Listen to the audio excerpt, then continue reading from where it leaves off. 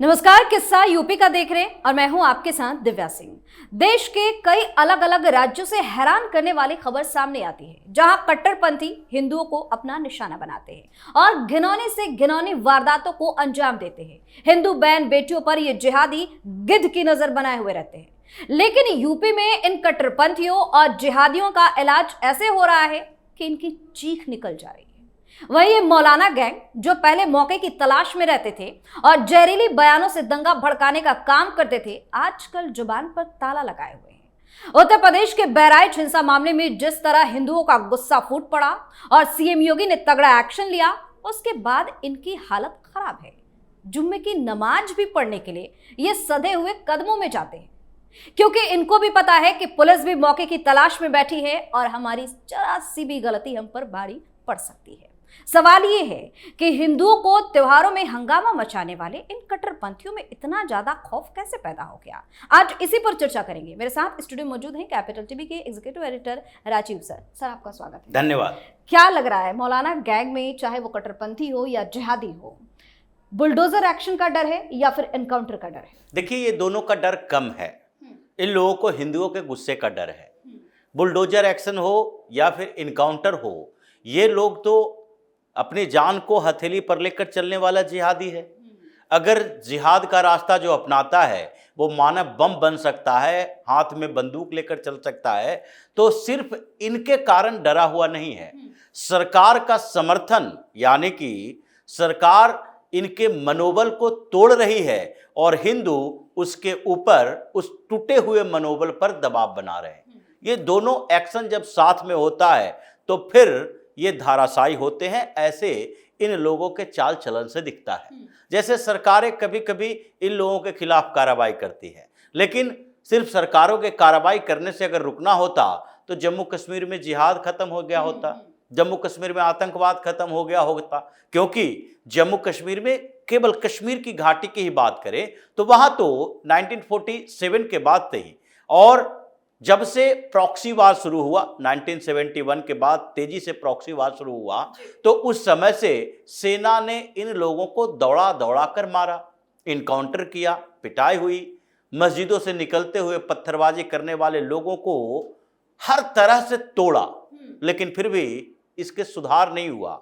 कश्मीर में अभी भी घाटी के क्षेत्रों में इन लोगों का रवैया वही है। हालांकि स्थितियां बदली तो इन लोगों ने अपने आप को थोड़े समय के लिए पीछे कर लिया है। जैसे ही उमर अब्दुल्ला की सरकार बनी, इन लोगों ने फिर से दड़बों से निकलकर हंगामा करना शुरू कर दिया। तो ये बैकफुट पर आए हैं, लेकिन सिर्फ और सिर्फ कार्रवाई के बदौलत नहीं, बल्कि इनका मनोबल टूटा है। इसको लगा कि अब लंबे समय तक हमारा सहयोग करने वाला कोई नहीं होगा।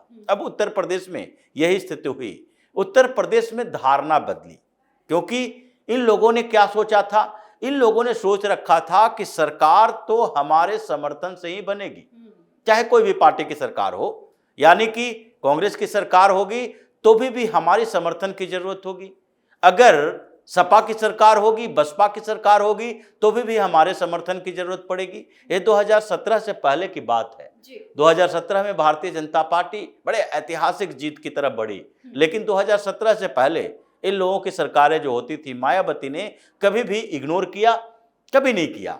वो अंतिम समय तक, पिछले विधानसभा चुनाव में भी जब समाजवादी पार्टी को छोड़कर उनकी पार्टी को मुसलमान 5% वोट नहीं दे रहे थे, तभी भी इन लोगों ने क्या किया? बसपा ने 51 से ज्यादा मुस्लिम उम्मीदवार खड़े किए। ये उसको तवज्जो दे रही है, क्योंकि लगता है कि नहीं, मुसलमान किसी समय हमारे साथ आ सकता है। समाजवादी पार्टी की तो बात ही अलग है। समाजवादी पार्टी ने तो आधार ही बना लिया था, मुस्लिम यादव समीकरण और कुछ पिछड़े वर्ग को अपने साथ लाना है। कांग्रेस की तो अपीजमेंट पॉलिटिक्स 1947 से ही शुरू हो गई थी। देश का विभाजन हुआ, कांग्रेस ने कभी सोचा नहीं कि देश का विभाजन अगर धर्म के आधार पर हो रहा है तो फिर जिस धर्म ने हमारे देश को तोड़ा है, उस धर्म के लोगों को हम संरक्षण देके हिंदुस्तान में क्यों रखें? तो उसकी शुरुआती दौर से अपीजमेंट पॉलिटिक्स थी, लेकिन ये सारी धारणाएं 2017 में बदल गई। 2014 में केंद्रीय स्तर पर बदली, वहां भी राजनीति के केंद्र में मुसलमान हुआ करता था। और वहां भी जितनी भी पार्टियां थी जो अपने आप को सेकुलर कहती है वो मुस्लिम परस्त पार्टियां थी। इन लोगों को कोई फिक्र नहीं था कि हिंदू क्या करेगा, क्योंकि हिंदुओं को इन लोगों ने जातियों में तोड़ कर रखा था। ये जो राष्ट्रीय पार्टी के अलावा क्षेत्रीय पार्टी है वो जातीय आधारित पार्टी बन जाए और उसका गठबंधन हो। बिहार में कांग्रेस का गठबंधन किससे? राष्ट्रीय जनता दल से। राष्ट्रीय जनता दल कौन? ये यादवों की पार्टी और मुसलमानों का समर्थन और कुछ ओबीसी की दूसरी जातियों का भी समर्थन मिलता रहा। डोमिनेटेड की बात की जाती है, यादव डोमिनेटेड पार्टी है। उसके बाद जितनी अगर क्षेत्रीय पार्टियों में नीतीश कुमार की पार्टी को भी बिहार में देखें तो वो भी कोयरी कुर्मी वोट पर ज्यादा फोकस करती है और दलित, महादलित और ओबीसी की कुछ दूसरी जातियों का संपर्क में रहती है, उसको अट्रैक्ट करने की कोशिश करती है। ओबीसी की राजनीति चली और ओबीसी की राजनीति में इन लोगों ने क्या किया? ओबीसी की राजनीति चली ही क्यों थी? ये मंडल कमीशन की रिपोर्ट लाया ही क्यों गया था? उसका आधार यही था। इसलिए तो कहा जाता था मंडल वर्सेस कमंडल। ये कमंडल और मंडल कहां से आया? कमंडल मतलब भारतीय जनता पार्टी ने हिंदुत्व की लहर लाने के लिए राम रथ यात्रा करवाई और रथ यात्रा जब शुरू हुई तो इन लोगों को लगने लगा कि किसी तरह से ये जो उद्वेग है वो वोट में कन्वर्ट हो जाए, हिंदू एकत्र हो जाए, भारतीय जनता पार्टी फिर तो सत्ता में आ जाएगी। तो इन लोगों ने मंडल कमीशन की रिपोर्ट जारी करवाई, उसे लगाया और ओबीसी वर्ग बनाया और ओबीसी को रिजर्वेशन देकर अपनी तरफ मिलाया। अलग अलग राज्यों में ये अलग अलग पार्टियों के साथ चले गए। तो इन लोगों ने हमेशा से ऐसे पॉलिटिक्स की है, केंद्र में भी और उत्तर प्रदेश में मुलायम सिंह यादव हो या कांग्रेस की हो या समाजवादी पार्टी के अलावा बीएसपी की हो, ये सब मुस्लिमों के इर्द गिर्द राजनीति करते थे क्योंकि इन लोगों ने हिंदुओं को तोड़कर रखा था। अब 2017 में एक नई राजनीति आई, 2014 में केंद्र में सत्ता में आई भारतीय जनता पार्टी और उसके बाद 2017 में विधानसभा चुनाव हुआ उत्तर प्रदेश में। तो इन लोगों ने क्या सोचा? इन लोगों ने भारतीय जनता पार्टी के खिलाफ वोटिंग की, टैक्टिकल तरीके से टैक्टिकल वोटिंग की और समाजवादी पार्टी को एक तरफा वोट दिया, फिर भी कोई फर्क नहीं पड़ा। बसपा है जो चिल्लाती रह गई और फिर सपा और बसपा दोनों को लगा नहीं नहीं ये तो भारतीय जनता पार्टी हम लोगों का अस्तित्व भी खत्म कर देगी क्योंकि हिंदू एकत्र हो रहा है, हिंदू इकट्ठा हो रहा है। और इन लोगों ने क्या किया? 2019 के लोकसभा चुनाव में गठबंधन कर लिया। मतलब उत्तर प्रदेश की पॉलिटिक्स भी नेशनल पॉलिटिक्स की तरह ये मुस्लिम केंद्रित रही है क्योंकि मुसलमानों की जनसंख्या भी यहाँ ठीक ठाक है, 4 करोड़ के करीब मुसलमान यहाँ हैं और कुछ डिस्ट्रिक्ट में ये 50%, 45% इसकी संख्या है। तो कुछ क्षेत्रों में तो इनका वर्चस्व ही है। तो ये लोग ये सोचते थे कि सत्ता बिगाड़ने बनाने का काम सिर्फ मुसलमानों का है, ये हिंदू कुछ नहीं कर सकता। लेकिन धारणा बदली तो इन लोगों के आधा मनोबल टूटा और उसके बाद भारतीय जनता पार्टी ने योगी जैसा मुख्यमंत्री दिया क्योंकि सुबुगाहट दिख रहा था। 2017 के बाद ही लग रहा था कि मुस्लिम परस्त पार्टियां एक होगी और जब एक होगी तो भारतीय जनता पार्टी को ब्रह्मास्त्र चलाना था और योगी को ले आए और योगी ने ऐसे बदला पूरी तरीके से कि लोग ये सोचने लगे, हिंदुओं को ये लगने लगा कि हम भी सत्ता में आ सकते हैं, सरकार बना सकते हैं, मुझे मुसलमानों के समर्थन की जरूरत नहीं है। और यही चीजें धीरे धीरे बदलती गई। लोकसभा चुनाव में कुछ कंफ्यूजन आया और उसके बाद बहराज जैसी घटना घटी।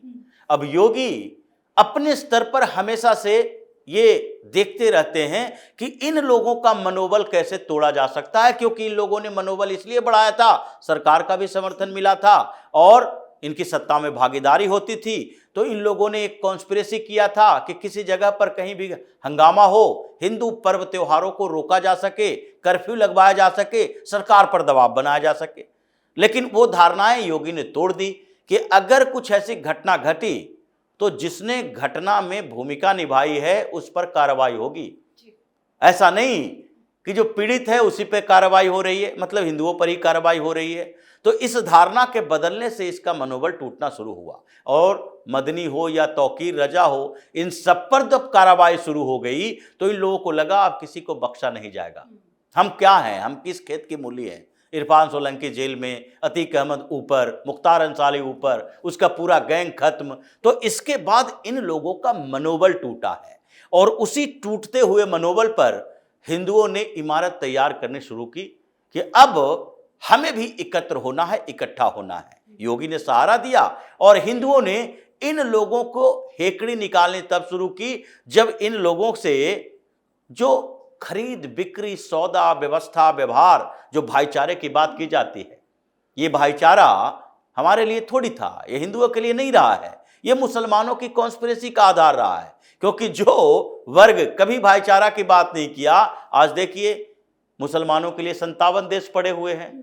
ये जो 57 इस्लामिक कंट्री है, इन लोगों ने OIC बना रखा है, ऑर्गेनाइजेशन ऑफ इस्लामिक कोऑपरेशन, और हमारे पास संख्या एक देश में ही है, लेकिन फिर उस देश को भी हम हिंदू राष्ट्र नहीं बना पाए, हिंदू डोमिनेटेड राष्ट्र नहीं बना पाए, ये सो कॉल्ड सेकुलर बना दिए। तो इस अवधारणा के खिलाफ योगी ने एक जन जागृति पैदा की और इन लोगों को लगने लगा कि हिंदुस्तान में हम इस पूरे हिंदू समाज से बैर मोल लेके नहीं कर सकते, इसके कंफ्यूज लोगों को अपने साथ रखना पड़ेगा। लेकिन वो कंफ्यूज लोगों की संख्या कम होती गई और अब आजकल हो क्या रहा है, उत्तर प्रदेश में हिंदू बाहर निकल रहे हैं, चाहे कावड़ के समय में बाहर निकल रहे हैं, नेम प्लेट विवाद हो रहा है, इन लोगों के मोबाइल में देखा जा रहा है पेमेंट कर रहे हैं तो किसके खाते में जा रहा है, जकात फाउंडेशन पर बैन लग रहा है, हलाल सर्टिफिकेट पर बैन लग रहा है। तो ऐसे में स्थितियां इन लोगों के साथ ये हुई है कि जो छोटे मोटे कारोबार करते थे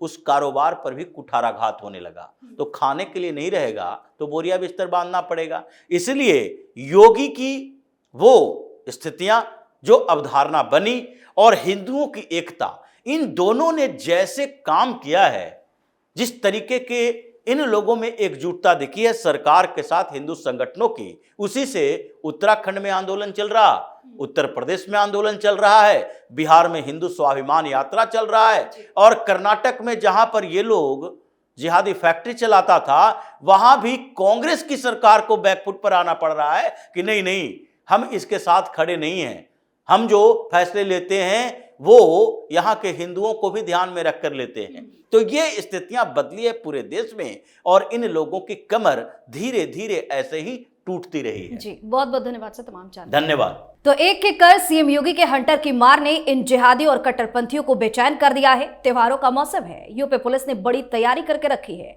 सीएम योगी के आदेश पर ताबड़तोड़ एक्शन लिए जा रहे हैं, जिससे मौलाना गैंग बौखला उठा है। लेकिन इनकी अंदर की बौखलाहट इनके घर के अंदर तक ही देखने को मिल रही है, क्योंकि इनको भी पता है कि यूपी की सत्ता में सीएम योगी बैठे हैं और कभी भी कुछ भी हो सकता है। किस्सा यूपी का में आज के लिए इतना ही। अगर आपने अभी तक हमारे चैनल को सब्सक्राइब नहीं किया है तो सब्सक्राइब कर लीजिए, हमारे वीडियो को लाइक कीजिए, शेयर कीजिए, हमारे वीडियो पर कमेंट करके जरूर बताएं कि आपको हमारी खबर कैसी लगी। धन्यवाद।